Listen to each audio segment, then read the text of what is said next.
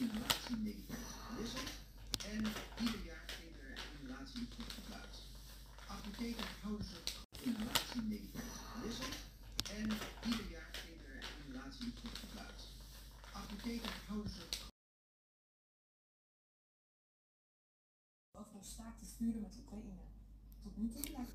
guys, ayan, patapos na kami ng breakfast.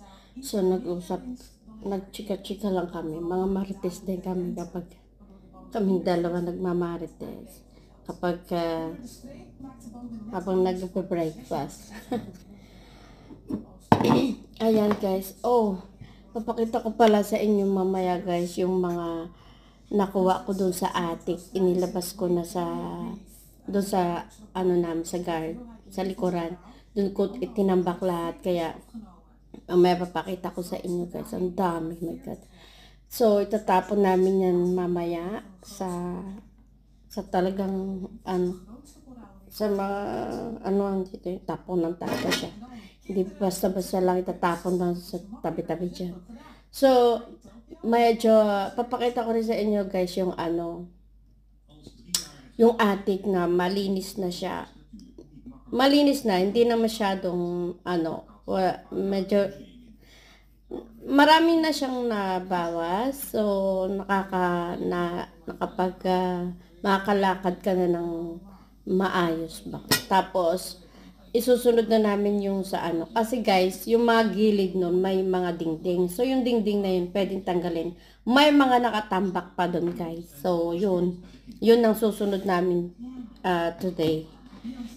So kahapon pala guys, hindi ko na na-upload yung aking pagluluto ng pasta with the spinach, kasi nga may tumawag sa akin and then nag-usap kami na wala na sa loob ko.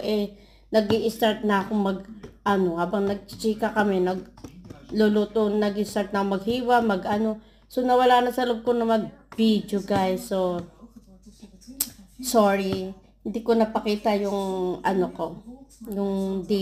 yung dapat na ipapakita ko sa inyo kapon na lulutuin ko na. Sinabi ko nga, 'di ba? Pero today guys, magluluto ako ng chicken apretada, or apretada siya. Luluto ako niyan guys. Yan, papakita ko sa inyo. Today is Wednesday, third week ng bakasyon namin. Tapos later pupunta kami sa nanay niya. So